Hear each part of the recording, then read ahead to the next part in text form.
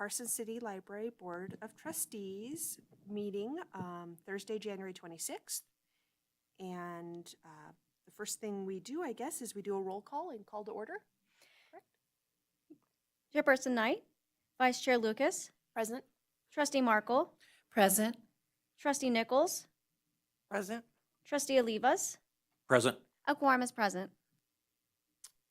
All right, so first we will entertain any public comment. If we have members of the public who wish to address the Library Board of Trustees on any topic that is relevant to or within the authority of the Library Board, you can come forward and speak at this time. Seeing nobody in the room, do we have anyone on the line?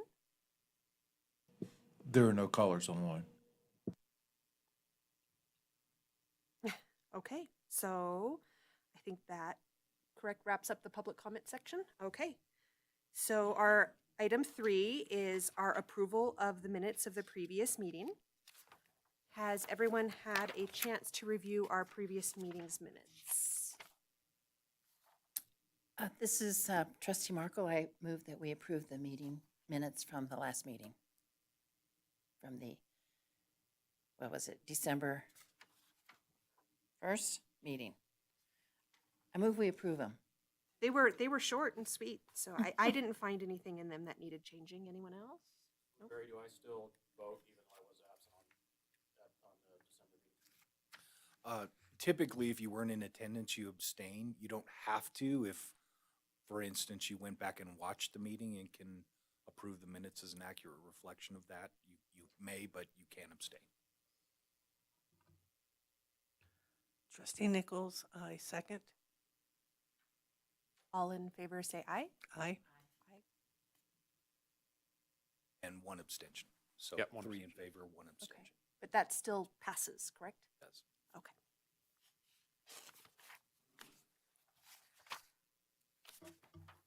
All right, so we have, item 4 for possible action.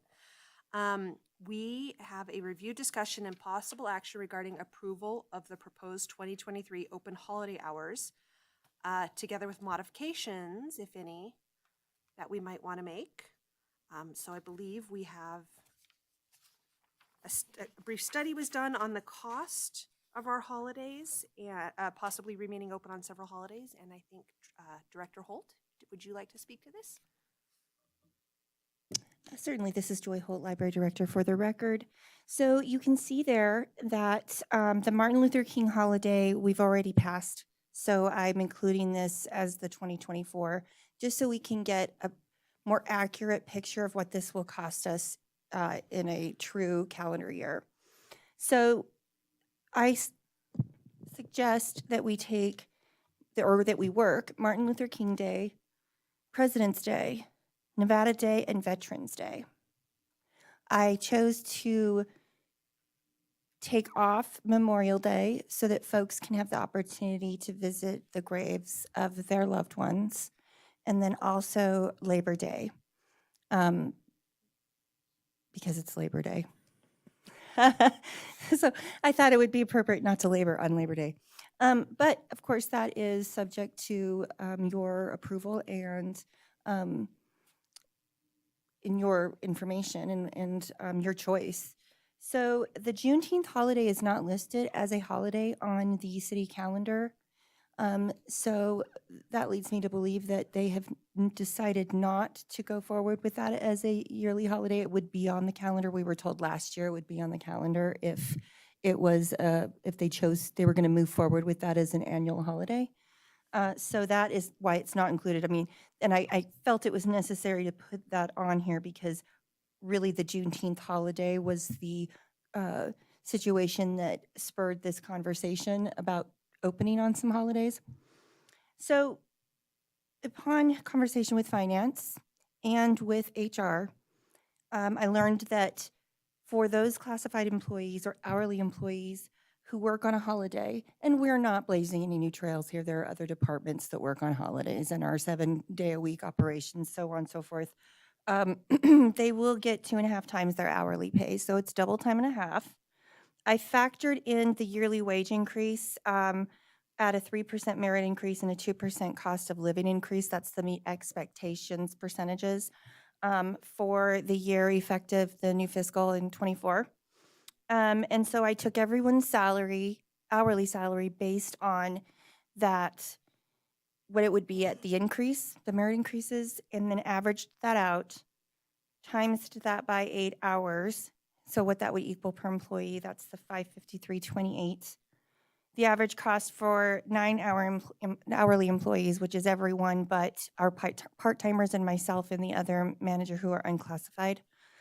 So that would be $49.79.52 per holiday, and for a total of the $19,918.08 per year.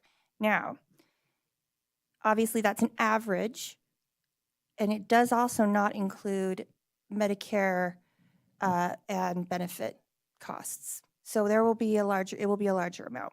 This year, I have no worries that we can make that up because of salary savings, and quite frankly, I don't think that we'll run into a problem making this, coming up with this bottom line, even with the increased amount, which will be, there's a margin probably of 3 to 5% on either side. I don't anticipate that we'll run into any problems finding the available funds. For this year, absolutely no problem. I know for a fact that we have plenty of salary savings. And I expect that just based on historical information and feedback from the finance department, that we have historically had plenty of salary savings. So I have no reason to expect that we won't be able to meet this amount. So if we approved it for this year, for Mhm. 2023, Mhm. as we get towards the end of the year, ready to do the next calendar, Mhm. we can make those changes if we want to. Yeah, So, I mean, we could keep 2 of them and not 4 of them. absolutely. Yeah, mean- we could do that. This is very experimental, right? Because Sure. we're doing this to make sure, to be open and to have programs specific to the holiday on those days. And so we will be able to measure whether or not it was successful and worth the cost to be open those days. But we can't know until we try. And I chose to have us fully staffed because most of these days are on Monday, and it's already our busiest day. Because I did originally figure all of this out based on a half staff, and when I began to start really thinking about it, I thought it would be very difficult. It's difficult even now on when people are working, because we're just very busy on Mondays. And so I think it would be best for us all to be there.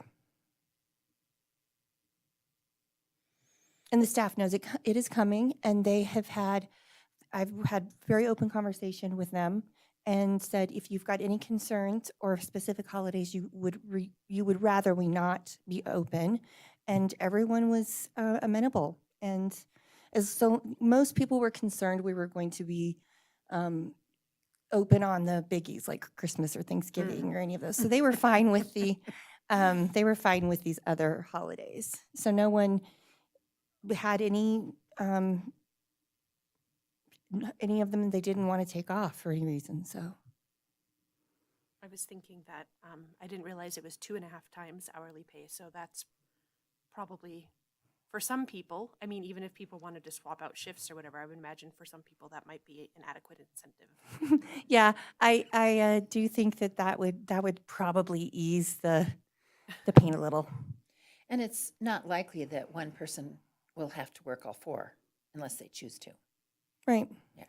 So Well, and there's- we have 2 staff members that already have those days off. Mhm. So most of them.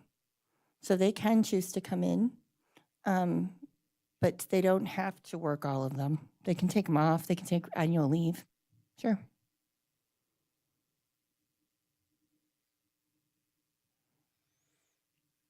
This is Trustee Olivas. I move to approve the proposal for the 2023 open holiday hours. Does anybody else have any concerns? Do we have I'm just going to, I have a little bit of a concern. I think we talked before, I think this is a great idea, but I think when we talked before, we had talked about volunteers, like who wanted to do this, Mm-hmm. that we wouldn't make everybody do this. So and you know, they're not the big ones. They're not like, I mean, I don't see Memorial Day on here, for instance. A lot of people go camping or take a longer weekend. Right. So that's not on there. I don't want to be forcing people to do something they don't really want to do. Yeah. Well, they can choose not to. Okay. Yeah. Okay, that was my only Mhm. concern. And I think I misspoke just now when I said they can take annual leave. No, they can choose to just get regular holiday pay. Does that make sense? Mm-hmm.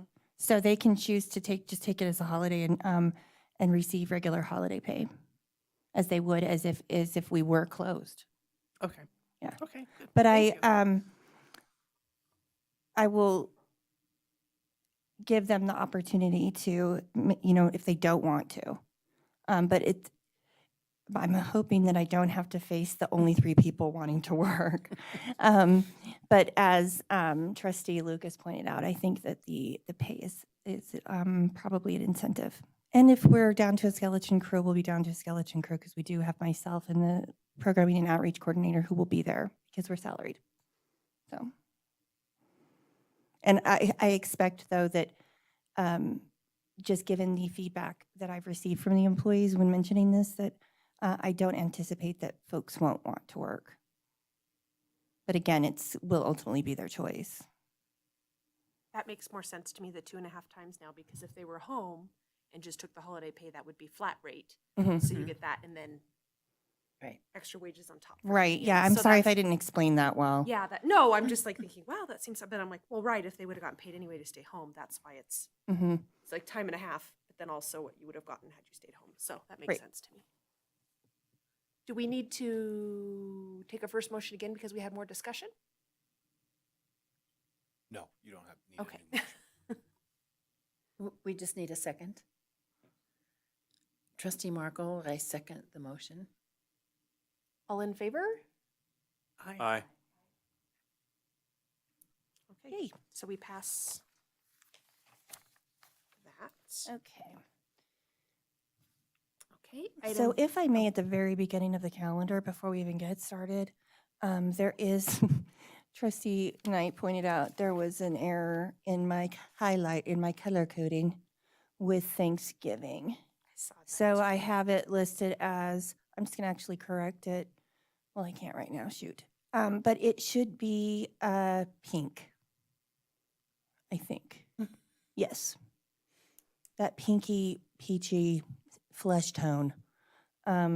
It should be that color because it's a city holiday. That makes sense. I think what happened was when I was It's where our filling board in from meeting would last be. year, yeah, it was purple because it was actually the day we had the board meeting. So I will fix that. Okay, so item 5. Do we have 2 5s on here? Yes. That was my fault. Oh, no, that's last month's. Oh, Hang on. well, That's last month's minutes. there was a duplicate. Okay. No, I just looked at the wrong 5. I'm like, that's Okay. not the 5 I was thinking. Okay, so review, discussion, any possible action for the proposed 2023 calendar, with any modifications that we may discuss. So we have the draft there. If you want to see the colors, look at the screen because they don't come through. And I had also noticed the Thanksgiving one, but you beat me to it.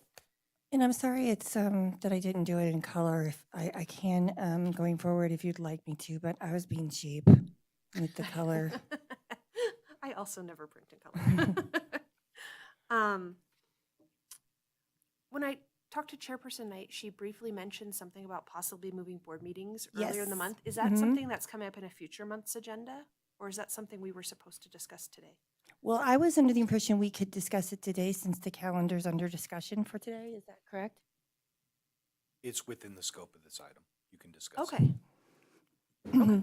So I actually, how Chair Knight and I, we both had some requests. One, I respectfully request if anyone would consider at least having the February calendar or the February meeting, right now I put it in as our normal time.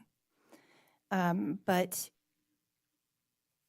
I was hoping that we could consider having the meeting on at least the 16th because I'm going to be out of town on the 23rd. And we're going to have a presentation next month? Yes. I mean, I can Zoom in, and I will, but I thought it was worth asking. Yeah, I don't have any problem with the 16th. Okay. I don't think, I know I have something on the 17th, but Okay. that means I'll be here for the 16th probably.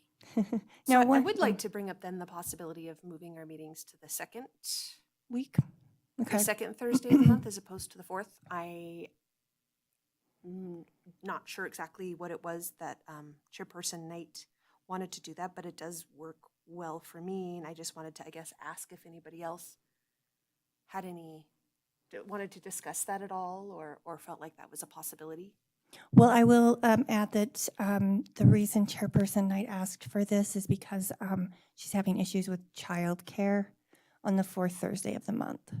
So it would be really helpful to her if we could change it.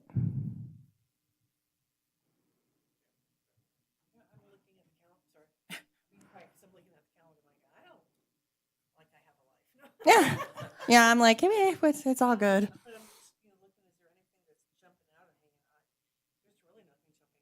I mean, it fixes the Bonanza problem. Well, and if you'll notice, this year was before Bonanza would be going on in October. But you're right, that fixes it into perpetuity. The only It might also fix the November-December problem. That's true. That's a good point. I also did try to call the community center scheduler just to make sure. Oh, right. And I don't anticipate that there will be much problem because of the time that we have these meetings. So we may have to move that it be tentative because I don't know that the dates are part of that. We can firm up those dates. I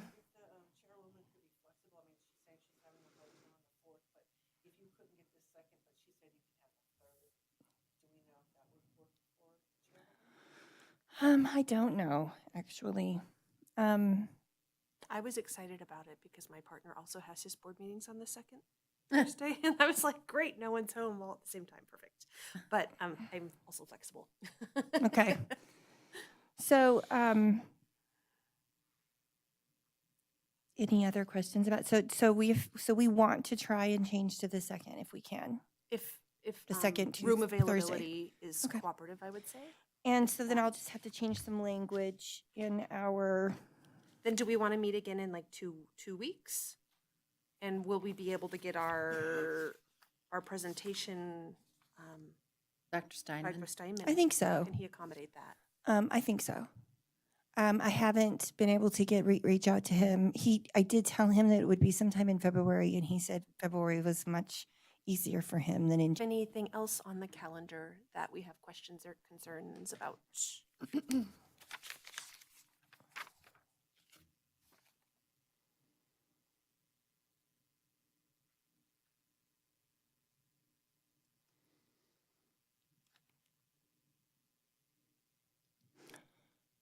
Do we want to, Trustee Olivas, would we just vote on it again at the next meeting to finalize the calendar?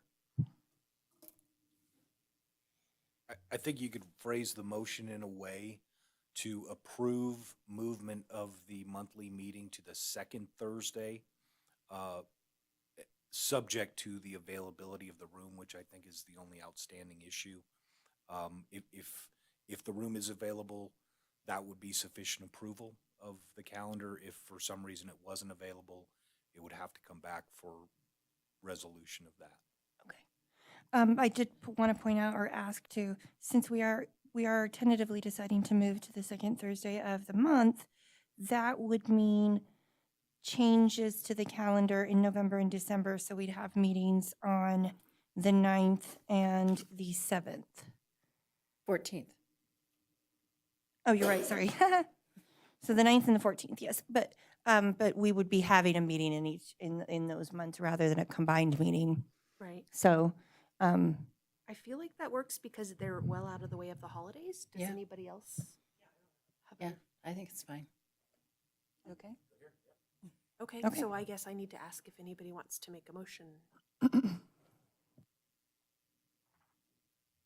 Trustee Nichols, let me try this.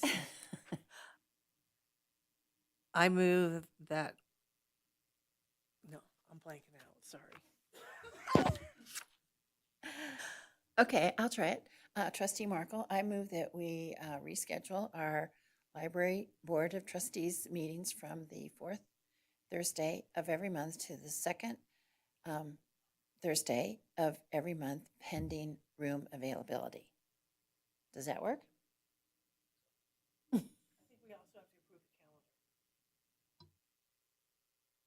And One approve, motion or two? and approve all other dates on the calendar. Is that, I Okay. second. it's seconded. Okay, we can vote. Do we have a did you have a second? What did you say? He seconded. Okay. I second.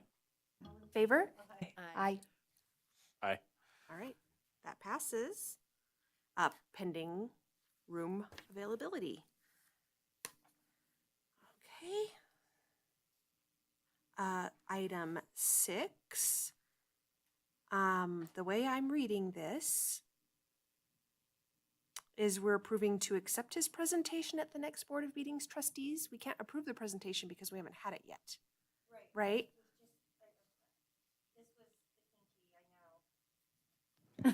but I wasn't sure, and so I thought it couldn't hurt to put it on the calendar to schedule him, to give me the green light to schedule him to come to that meeting. Okay. Is that something we can just we discussed it, or do we have to make an actual motion?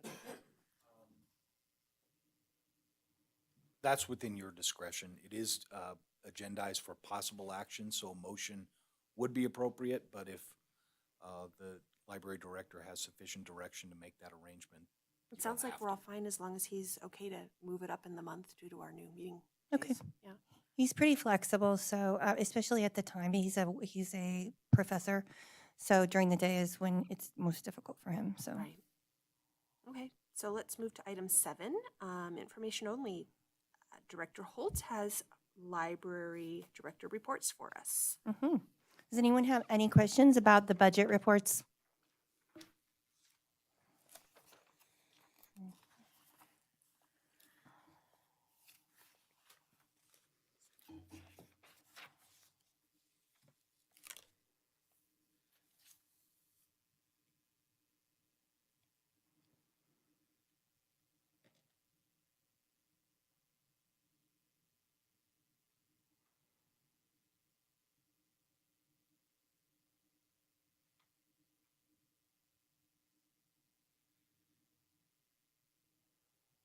Oh, the facility contract?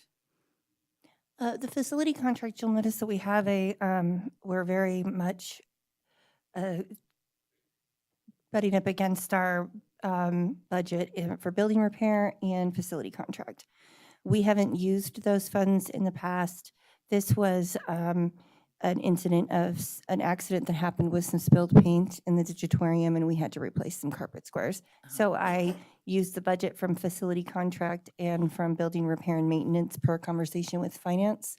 We knew that I was going to fall short, or that we were going to fall short in facility contract, but we can move funds before the end of the fiscal year to cover that.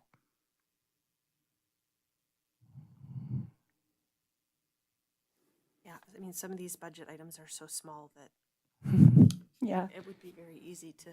Actually, I called finance to find out what we had formerly paid for with the facility contract budget, because we haven't used it since the new system was put into place, and that's what I have access to. I mean, I could go look at the old system, but, and no one knows what that was for.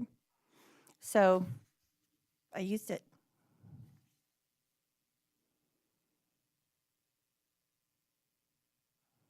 And the software maintenance? The software maintenance is for our Envisionware materials and equipment.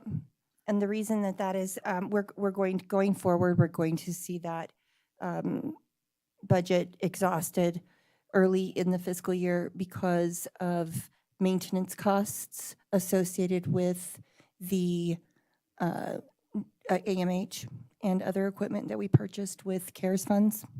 So we got a reduced rate. It was about half of the cost of the maintenance for the first year. And then this year it went up to the total amount. So it's about $13,000 in maintenance that we didn't have in years prior. Or prior to the new materials handler or the sorter. And the self-checkouts. So that'll increase significantly for next year? No, we'll see it as it'll be, last year was the half, last fiscal was the year that we got the half discount. So this year is the number that we'll be seeing going forward. I'm sure it will increase a bit due to inflation, Sure. but mostly it will stay around the same. So we're going to see that software maintenance cost budget be close to exhausted early in every fiscal year because that repair cost comes through early in the year. Yeah. And if we have to buy other software at any point,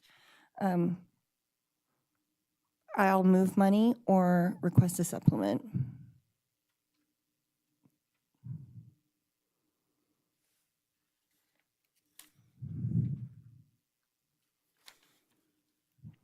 Did we have any other questions on the budgets?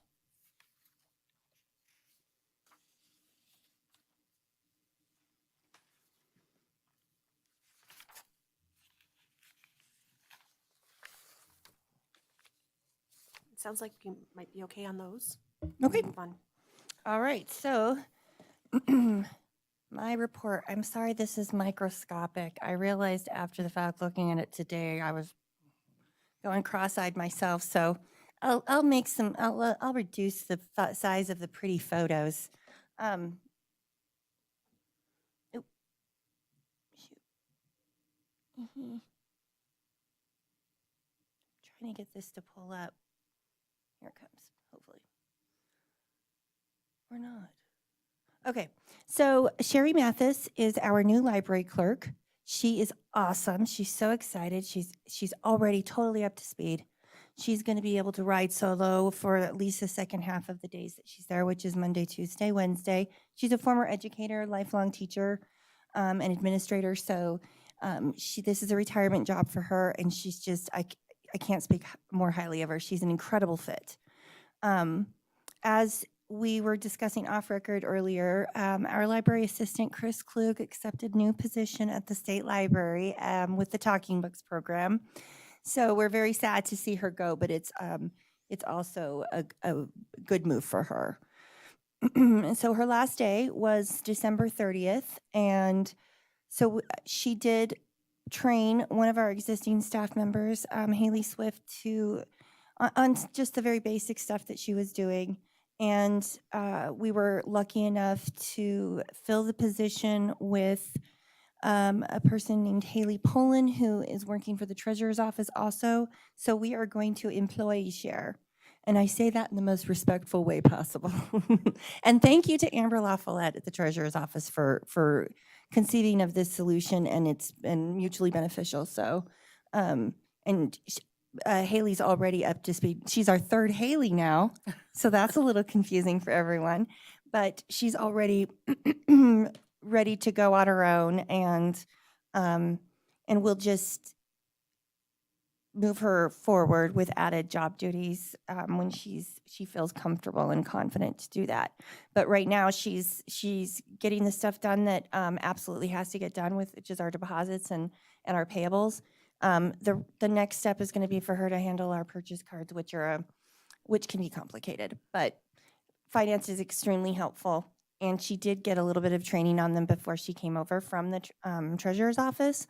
Also, an incredible byproduct of her coming from the treasurer's office is that they were able to because I said, I think we might be providing some stuff on paper we don't need to.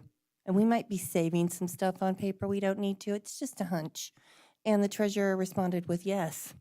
There's quite a stack of stuff you provide that is completely extraneous and totally not needed. So we were able to streamline that process straight out the gates, which is awesome. And we did have an open library assistant position and an open senior library assistant position. The library assistant is to replace Chris Klug. The senior library assistant is to replace Jean Marie, who was promoted to the programming and outreach coordinator. As you know, some of the lag in that filling was due to us trying to just recalibrate and make sure we were getting had the right intention and a solid idea of what that job was going to do. And it's closed as of today. So I have had at least a handful of people reach out to me asking if we've made decisions yet. And I had to say, well, the job hasn't closed yet. So no, but people are eager. So that's a good thing. That's always a good sign, particularly in today's job market, that people are excited. The Winter Reading Challenge ended on January 6th. And so we had 86 readers registered, and about half of them, as you can see, finished. That's pretty common to have about a 50% or just under 50% completion rate for the Winter Reading Challenge. So we've got some work cut out for us there because we don't want to be common or average. But but it was a great experience this year because we were able to see where we were successful and where we made some mistakes and places we can improve. We already hot washed that program and discussed where we thought we could have done better. And so now we're full speed ahead with summer reading planning. In response to user requests, Trustee Markle, we're going to be having a second crochet program. Afternoon crochet is going to take place every other Tuesday. And it's going to start next week at noon. And Kelly Robinson and Jean Marie, who are leading the program in the evenings, will also lead this program. So it's not taking, it's not replacing the existing program. It's just an added program. So, Trustee, if you want to come and knit or crochet something pretty on your lunch break. I used to crochet with my grandmother all the time. Oh, awesome. Well, maybe you could come teach. So that's one of our programs that we're adding. We are officially starting adult computer classes on February 1st. So our library assistant, James, is going to be teaching those courses, and he did a test run. And Jean Marie, our programming and outreach coordinator, was posed as one of the most difficult customers that we can get, the profile of one of the most difficult customers taking a computer class. And so a beginning computer class. So it starts out, they're iterative classes. So they begin with the mouse and keyboard, and you can see here on the graphic where it begins and where it ends. And then we'll go from there in terms of growing out and expanding upon the office suite and things like that as needed. We've kicked around some ideas, and we will be doing something like a bring your own device hour where folks can come in with their phones. And we do that already informally.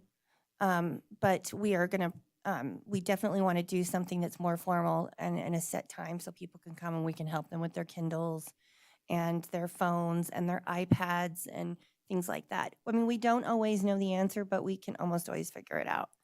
The green space update is completed. We hope to continue working with the consultant going forward outside of the confines of the grant, but continuing this process and program. And we, painted it. We put up some lights. We've still got a lot of stuff that we want to do to zhuzh it up, but it's being used every day, pretty much always full with teens. I can't remember, what did you put in there? after you Bean painted? bags. Bean The bags. kids wanted bean bags. They wanted like dim lighting. They wanted some tables, and they go in and this was by design that the furniture be movable so they could move it as they prefer, and they do. They like put the bean bags together and make a big couch, and there's always kids in there, so hopefully that will continue to grow. And we've still got, like I said, we've still got some things that we need to add there. And then, and this was completely based on one of the teen users' sketch. And then she drew a sketch for the space looking out from the nook. So we're going to try and make that happen as much as we can too, but we do need to also be mindful of keeping that space versatile enough that we can have programs and stuff in there as we do now. So, but I think it's all doable. And we're going to be getting rid of the benches. They were really cool, but they're a bit dangerous now. They're just breaking down. But they were cool. The booths, the like diner booths, they were very cool in 2013 when they were first put in there. So it'll be the end of an era, but it's time. The fiscal year 23 state collection development grant is it's spent actually since this writing. It has been officially spent, and then of course the grant that I was just referring to as it really relates to the teen space ended. And now we're in the process of completing the final report. And again, also the strategic plan update is completed, and Dr. Steinman wants to present in February. We also have a potential, well, there's a typo in there, but we have a potential programming partnership with the UNR Cooperative Extension.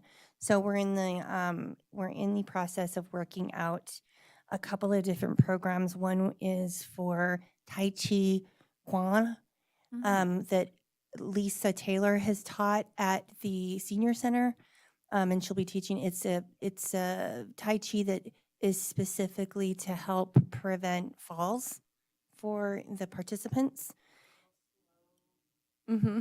Yeah, so that'll be. We haven't nailed down the time, which is why it's still pending. But she will be doing that, and then there's also some other more traditional 4-H programs that we're hopefully going to host.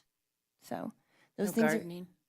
are. This is actually has to do with kids learning about horses, and so it's something they've had great success with in Washoe County, and so I mean anything to do with horses. I'm like, I didn't. As soon as she said horses, I was like, we're in. We'll do it. So we're going to be working that out too. Yeah, I just asked about gardening because Washoe County Cooperative Extension does a lot of gardening Yeah. stuff. And Minden Gardnerville does a lot of gardening stuff. Well, and we have a secret garden, so I would anticipate that we will be doing some of that. But we're just getting started. Okay. But Okay. as you guys know, as I've probably said it ad nauseum, but it bears repeating, we come from a place of yes. So unless it's just absolutely cost prohibitive or time prohibitive, we're going to do it. As long as we have someone who wants to do it with us, we're not going to say no. The only time we infringe upon anyone wanting to use a space, for example, is if they're trying to sell something. You can come and talk to people about Medicare, but you can't sell Medicare supplemental programs. And everyone's very cool about that. So one thing I didn't put on here that I wanted to remember to mention is that the Nevada Library Cooperative, which is the consortium that we are members of that we share our catalog. I think I may have mentioned that they were and have been going through the RFP process to purchase a new integrated library system.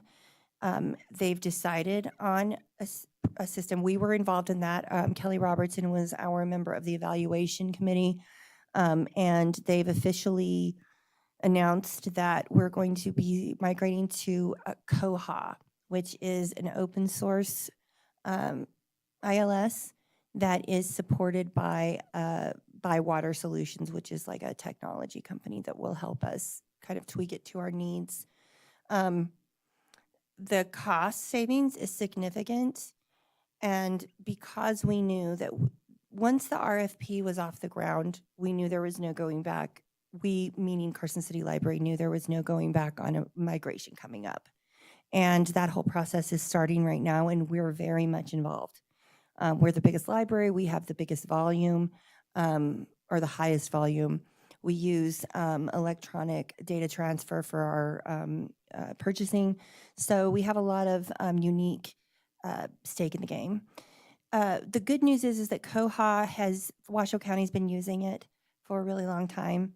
So if we run up against any questions that we need answered, I have no problem reaching out to their director and asking him how they did that. But back to what I was saying before, in terms of anticipating that this was going to happen, in order to make our migration as seamless as possible with our patron records specifically, we did a purge of our patron records. And we did that by looking at how many patrons had been inactive since 2018 and older or further back. And it dropped our patron count more than half. So the number that we were saying before was approximately 43,000 patrons, but the actual number of registered active users that we have is about 18,800 and some change. So it looks as if what I've been able to glean from historical documents is that we did a purge in 2013, and I found this information on our public library survey that we do every year, and that just got completed. And while I was uploading all of our current information, I looked at our previous years, which go back to 1999, and we did a purge in 2013.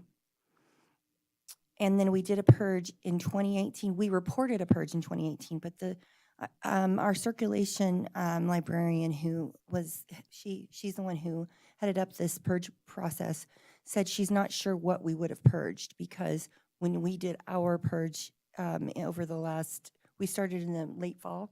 When we did that purge, we were finding records that had not been active since 2013. There was a substantial amount that had not been active since 2013. 2016.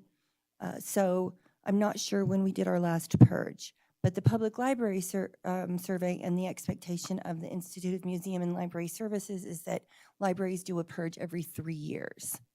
But that's a purge of registered users. So the way that we're doing it is using inactive users, which also pulls in the unregistered users.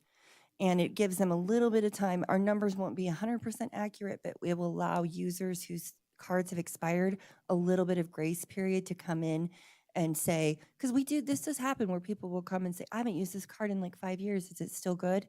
And we will say that because their record hasn't been purged, we'll say yes, and we'll renew it and update it for them. However, if they have been purged, then they just get a new card. But we'll now have accurate numbers. And the good news about that is twofold. It will make our migration less complicated, and not only did the less expense, the change in ILS, just by virtue of the fact that it's cheaper, reduce our bill, but our bill is based on a percentage of our patron count. And so since we've not done a full purge since 2013, we've been paying based on a patron count of 43,000 users, and now we're paying based on a percentage of 18,000 users. So it was such a substantial drop that the cooperative director reached out to me and said, what's going on? Is this real? And I said, yeah, we did a purge. And so now we've taken it down. I feel confident we've taken it down to the absolute, as close to accurate and true counts of our users as we can. And so now we'll have a baseline, a true baseline. When we see increased numbers, we'll know that those are really accurate, if that makes sense. Is the state library collection going to be on Koha too? Mm-hmm. Yep. Okay, good. Yeah. And the entire cooperative is going to be moving onto Okay. it. So, and just as a side note, hopefully one of the things that was very important to us is that we be able to have electronic cards. And the system that we have right now it was not made for that. It's an access-based program, and there's this workaround. Trustee Markle knows all about the workaround. Yeah, I did And it's those. not convenient. And so that was one of my biggest concerns. So when Kelly and I talked about this and she went to the eval meetings, I said, please make sure that whomever we go with has a system set up for electronic card issue that is that they've got on lock. Well, and we know that they do, because Washoe didn't miss a beat when they had to go fully issue only electronic cards during COVID. So that would be an example of if we're running into any sort of difficulty with getting something like that off the ground, I will just call their director and say, so I know you guys did this. Help, please. Would people have I'm thinking of kids, not Mhm. people, but some people don't like, older people too don't like electronic stuff. They don't want it on their phone. But Yeah. like for kids, will they have the ability to have a real card? Like when the kids come in for the first time and you sign them up? I think so. I can't really say because I'm not sure how it actually works. I can tell you that with our workaround and the way we do it, yes, they can come in and get a real card. I can't imagine that that wouldn't be the case. But I mean, if we have to, we'll make cute little cards for them. We actually have a template for that. I'll spare you the details of how why we've discussed that, but that is an option. So yeah, we could certainly address that because I'm not quite sure how the new ILS handles that. But Well, it's kind of like, I'm thinking, like if you have a customer card at Smith's, you can, if you go to Smith's, you can use your little barcode card, or you can type in your phone number. And you don't have to have the card, but the Right, phone but you number. have the option of it. I mean, there were some Oh, people yeah. who don't, Yeah. use their phone. So, I mean, I'm just thinking it would make sense to me that the system would do something like that. yeah, Mhm. I think Yeah, it that- does. Yeah. And what one of our biggest goals is to be able to actively partner with the high school. And this has been trying to get off the ground for a while. Partner with the high school so that so that the kids' school IDs can also be their library card number. Yeah, I use an app on my phone. It's called Ring, and Yeah. I can put my library barcode into the Ring app, and when I go to the library, I can pull up the barcode on my phone. I don't have to have my little card, and it works to open up the lockers as well. So there's a lot of magic electronics out Yeah. there. Well, and it's very a lot more than we old people know about. Carson High School, Ananda's the school librarian at Carson High School was like, please, please, please, can we get can we make this happen? And I was like, we will do everything we can to make this happen. And I told her even then, we've got this technology coordinator position we're going to hire we will make that a top priority because we want to do everything we can to work with the schools and reestablish that partnership and relationship. But also, it would be incredibly, that's an opportunity. If we can make that happen, that'd be an incredible opportunity. I think all of us who went to undergrad, that was my student ID was my library card. So we know the technology's been around for a very long time. So I'm very hopeful. And also, Bywater Solutions, the Nevada Supreme Court's on them already as well. They provide really good support. But I also think they have really good support for self-help, which I appreciate because I would much rather try and figure it out myself before I call someone else to help me. Not everyone's like that, but I like that they have that available so that we can help ourselves to a certain extent. It's very difficult to do that with our existing ILS. There's just a lot of information that's not transparent, and it's just it had its time in the sun. I just have two things. I was really pleased to see that the library is checking out Nevada State Park passes. Oh yeah, How many do you have? 2. Each library got 2. Yep. Okay, so if it's checked out when I go in Mhm. and I'm on my way to Washoe Lake, Mm-hmm. I don't have that opportunity. No. So, that's a state park initiative that Mhm. they gave passes Yes. to all the libraries. Yep. Okay, well, that's very impressive, and even if it's only 2, I'm really glad that works. It's every library got 2, and it's just Yeah. for the year. It's based on a grant they received. Right. Oh, Yeah. just for this year? Just for Mhm. 1 year? Yeah. So Doubt I period. think they're advertising a little incorrectly then because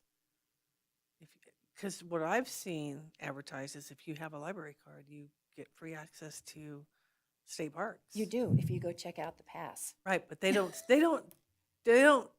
In their advertisement, they don't say that part, The right? state parks or State ours, parks. yeah. Yeah. We are, I think, are clear in our media that it's a pass that you have to come check out. And it's for a week. A week? Yep. I know other libraries around the country like to, will have passes to museums. I don't know at Washoe County, do they have more than, I think they've done like the Discovery Museum and, I'm not sure. I know that Vegas absolutely does, but they usually use Las Vegas. Always they typically use LSTA funds for Okay. that. Okay. So, that's great. The other thing, I just was thinking about it, but I don't know. Sometimes, here we are, 4 pillars of the community, so to speak. And I would kind of like to see maybe you bring in a little program that, not for an extended period of time, but that talks about the electronic resources that are available, not all, 25 of them, but highlight some of the library resources, like the Nevada Career Explorer, EBSCO, some of them just to, I know we're all library users, but sometimes there's when you go in and you just kind of do it, you don't really know the power of it because you don't really, you don't really know all about it. And I would just like to, see a little program. So, Does that make any sense to do you anybody? want us to come to the board meetings and do like a PowerPoint of a specific? Not a or a specific, but, featured- I mean, it could be, I know you've been doing it on your, is it Facebook where you've highlighted some of them? We do it on all our social media, Okay. and we've also transitioned to our doing it on the banner of our website. What I've done in the past at Humboldt County Library was each of our staff members were assigned we drew them out of a hat, each electronic resource, and then every person had to go. We had so many that not everyone was going to get just one. So myself and the director did more than one. So we could go out and learn how to use the resource. And then we did a presentation for ourselves and our board members on those. Each person who was assigned that resource did a presentation on the resource. Yeah. So that they would know how to use it, and then we would also know how to use it. I mean, however it works most efficiently. I know that we don't, want 3 or 4 hour board meetings. No, I mean, Well, we could couldn't do have maybe a board meeting then, like once a month. We learn something new about. Well, there's Program? certainly more than 12, but that it, you can figure it out. Okay. I mean, I can think of some right now. We have Mango Languages. That would be an Yeah. incredible cool one. LinkedIn Learning. Also, now that we're on this subject, we also have consumerreports.org, which it's going to be a very popular resource. People were asking us about it because Consumer Reports has dialed down almost to like nothing, their actual paper copy. And so people have been using it like crazy. But yeah, we could definitely do that. We are going to be doing it out in the community. We just haven't gotten to that point yet. This That's is all right. sort of going, But another one would be Demographics Now. Because, and we plan to go to different organizations and Yeah, different places. I mean, and one talk of about 'em. the best ways to spread the word about these things is through word of mouth. And, if I know a little bit more about it than Mhm. just the name on the screen, I might have an opportunity to tell a neighbor or at a meeting or something, or, Okay. I just think for us to learn more about it, Okay. but not in depth. We don't have to know. Okay. In depth. Well, But- we've already got some of those we've already got some presentations made because of staff development day training that Okay. that staff have done to train Mhm. others on. So I'm happy to find the folks who I think are the most proficient and have them create just something very quickly that we can go over, and I could get into the actual resource and show you how some of it works. Yeah, I think that'd be cool. Yeah. I mean, if everyone else thinks it's a terrible idea, that's okay, but, we could try it. Okay. So I'll add that to the agenda, figure out which one. Okay. Do you have any thoughts on where you'd like to, which one you'd like to start with? Well, my choice, because of what I've been doing, is the Nevada Career Explorer. Okay. Well, I'm not sure. Yeah, I know. I would like to do that one further down the road as it ties into the work that we're going to be doing, as you know. Do you Mhm. mind? No. Okay. But that's definitely, I was planning on doing something like that anyway as we get further along in the workforce development piece of the what we've got going on with these programs that are on the horizon, and that are very much part of our vision. So I think that there's a time that would be Sure. make more sense. Mhm. So I think we've started item 8. Oh. Board members' announcements and requests for information. Oh, okay. Yeah. Do we have any other board member announcements or requests for information?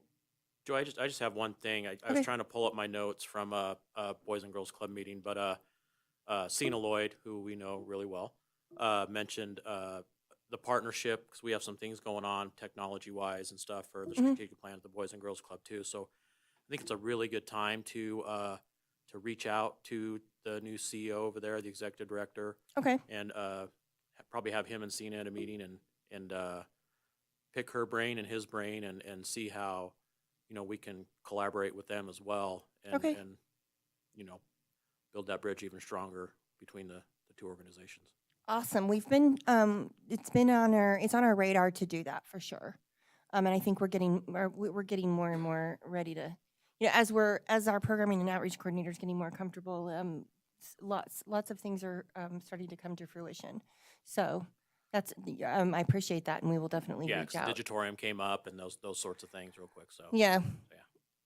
it's good stuff. Yep.